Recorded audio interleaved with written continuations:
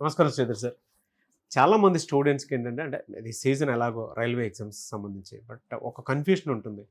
ఎక్కడి నుంచి స్టార్ట్ చేయాలి అనేటువంటి కన్‌ఫ్యూషన్ డెఫినిట్‌గా ఉంటుంది. అండ్ బ్రెయిన్ కూడా దానికి తగ్గట్టు అండర్‌స్టాండింగ్‌లో మైండ్ షిఫ్ట్ చాలా కష్టంగా మారుతూ ఉంటుంది. ఒకటి చేయబోయి ఇంకొకటి చేసుకుంటూ వెళ్ళిపోయి మిస్టేక్స్ ఎక్కువ అవుతూ ఉంటాయి మనకి. ఈ ఉన్న అవకాశాన్ని ఉపయోగించుకుంటూ లాస్ట్ మినిట్ టిప్స్ అసలు ఏ విధంగా ఫాలో అయితే మనం గెటాన్ అవ్వగలుగుతాం?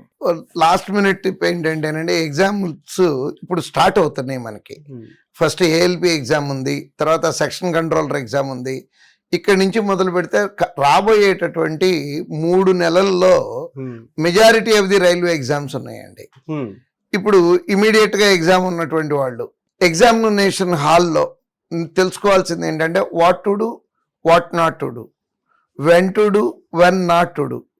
అంటే ఏం చెయ్యాలి, ఏం చేయకూడదు, నెక్స్ట్ ఏ టైంలో చేయాలి, ఏ టైంలో చేయకూడదు. ఈ ట్రిక్ తెలిస్తే డెఫినెట్గా సక్సెస్ అవుతారండి. ఇప్పుడు రైల్వే ఎగ్జామ్స్ ఇంతకు ముందు లాస్ట్ ఇయర్ జరిగినటువంటి ప్యాటర్న్ వేరుగా జరుగుతుంది, ఈ ఇయర్ వేరుగా జరుగుతున్నాయి కొన్ని ఎగ్జామ్స్. ఎలా అంటే ఇంతకుముందు ఎగ్జామ్స్ అన్నీనండి అన్ని సబ్జెక్టులు కలిపి కరెక్ట్గా చెప్పాలంటే ఓ మిక్సర్ కొట్టి పెట్టినట్టుగా పెట్టేవాళ్ళు అండి. బట్ ఇప్పుడు ఈ రీసెంట్గా వచ్చినటువంటి చేంజ్ ఏంటంటే సబ్జెక్ట్ వైజ్ క్వశ్చన్లు ఇస్తున్నారు. అంటే రైల్వే ఎగ్జామ్స్లో 3 సబ్జెక్టులు ఉంటాయి. రీజనింగ్ ఉంటుంది, అర్థమెటిక్ ఉంటుంది, జనరల్ స్టడీస్ ఉంటుంది. రీజనింగ్గా కనపడుతున్నాయి, జనరల్ స్టడీస్గా కనపడుతున్నాయి, క్వాంట్గా కనపడుతుంది. సో ఇప్పుడు ప్రతి మనిషికి కూడా అంటే ఎగ్జామ్ రాసే ఆస్పిరెంట్కి ఏదో ఒక సబ్జెక్టు ఫేవరెట్ ఉంటుందండి. ఎస్, నేను ఈ సబ్జెక్టు బాగా చేయగలను అనే నమ్మకం ఉంటుంది. అలా ఉన్నటువంటి సబ్జెక్ట్ ఏదైతే ఉంటుందో దాంతో మొదలు పెట్టాలి. ఫర్ ఎగ్జాంపుల్ మీకే జనరల్ స్టడీస్ బాగా వచ్చు అనుకున్నారనుకోండి, సో ఫస్ట్ జనరల్ స్టడీస్ సెక్షన్తో స్టార్ట్ చేయండి. ఆ పేపర్ రాస్తే అక్కడ బోల్డంత ఆనందం వేస్తుంది. ఎందుకంటే నాకు ఇదిగో ఈ బిట్ వచ్చు, ఆ బిట్ వచ్చు అట్లా అనుకుంటూ కాన్ఫిడెన్స్ బూస్ట్ అవుతుంది. అది అయిపోయిన తర్వాత నెక్స్ట్ రీజనింగ్ అనుకున్నా రీజనింగ్, క్వాంట్ అనుకున్నా క్వాంట్, ఏది నచ్చితే అది. ఫర్ ఎగ్జాంపుల్ క్వాంటే స్టార్ట్ చేశారనుకుందామండి. క్వాంట్ రీజనింగ్ రెండిట్లో చేయకూడదు తప్పు ఏంటంటే సీక్వెన్షియల్ సొల్యూషన్.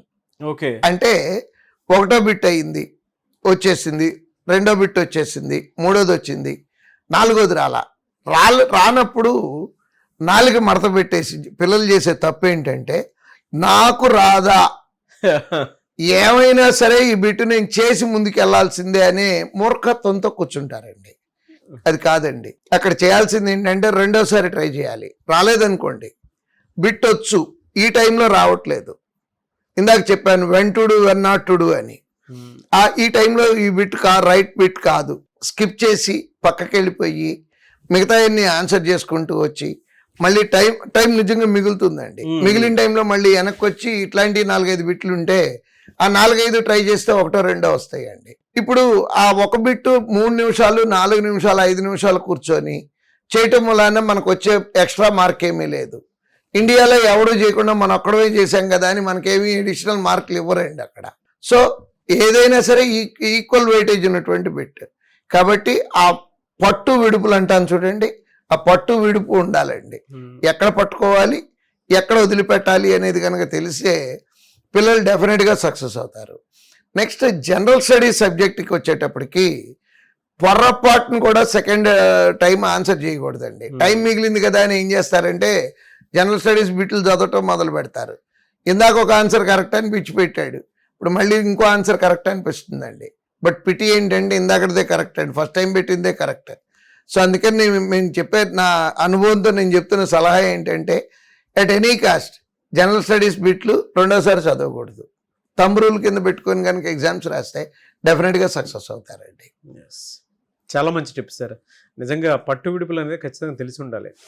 ఒక స్టూడెంట్ అనుకుంటాడు మీరు ఇందాక అన్నట్టు 4 మడత పెట్టుకుని దీని అంతా తెలుస్తానే వాళ్ళు ఇది రాకపోతే ఏంటని చెప్పేసి అనుకుంటారు. కానీ డెఫినెట్గా నో. ఎందుకు అనంటే కొన్ని విషయాల్లో ఎంత అంటే టెక్నికల్గా ఎంత స్ట్రాంగ్గా మనం తెలుసుకోగలిగితే అంత మంచిదే. Thank you sir, thank you so much for the tip. Thank you. చూసారు కదండి వీడియో. ఈ వీడియోపై మీ అభిప్రాయం కమెంట్ బాక్స్లో పోస్ట్ చేయండి. ముఖ్యంగా మీరు కనుక శ్రీధర్ సార్ దగ్గర నుంచి మీకుండేటువంటి డౌట్స్ ఏవైతే ఉన్నాయో వాటిని అన్నిటినీ వీడియో రూపంలో కనుక మీరు చూడాలి అనుకున్నటువంటి వాళ్ళు, అంటే ఈ సిరీస్లో భాగంగానే చూడాలి అనుకున్నటువంటి వాళ్ళు, కింద కామెంట్ బాక్స్లో మీ ఒపీనియన్ ఏదున్నా సరే షేర్ చేయండి. దానివల్ల ఏంటంటే మీకుండేటువంటి డౌట్స్, అంటే ప్రతి స్టూడెంట్కి ఉంటుంది, కాంపిటేటివ్ ప్రిపేర్ అయిన ప్రతి స్టూడెంట్కి ఆ ఆలోచన అనేది ఖచ్చితంగా ఉంటుంది. దాన్ని ఎలా ఓవర్కమ్ చేయాలనేది వీడియో రూపంలో, సొల్యూషన్స్ రూపంలో మీరు చూడడానికి అవకాశం ఉంటుంది. కాబట్టి ఎవరున్నా సరే కింద కామెంట్ బాక్స్లో మాత్రం పోస్ట్ చేయండి. అండ్ శ్రీధర్ సీసీలో కనుక జాయిన్ అవ్వాలి అనుకుంటే మాత్రం స్క్రీన్ మీద మీకు కాంటాక్ట్ నెంబర్ కనిపిస్తుంది కదా, దానికి మీరు కాల్ ఆర్ మెసేజ్ వాట్సాప్ చేసినా సరే వెంటనే ఎన్రోల్ చేసుకోండి. ఈవెన్ పేరెంట్స్ అయినా సరే ఒక్కసారి మీరు విజిట్ చేయండి శ్రీధర్ సీసీ. ఇక్కడ టీచింగ్ కానీ, ఫ్యాకల్టీ కానీ, అండ్ టెక్నికల్గా చూసుకున్నా కూడా చాలామంది రెగ్యులర్గా మాక్ టెస్ట్లు అవి కండక్ట్ చేస్తూ ఉంటారు కదా, అవి రాస్తూ ఉంటారు. ఆ ప్యాటర్న్ కూడా ఏ విధంగా ఉందో చూసి దాన్ని బట్టి మీరు జాయిన్ అవ్వచ్చు.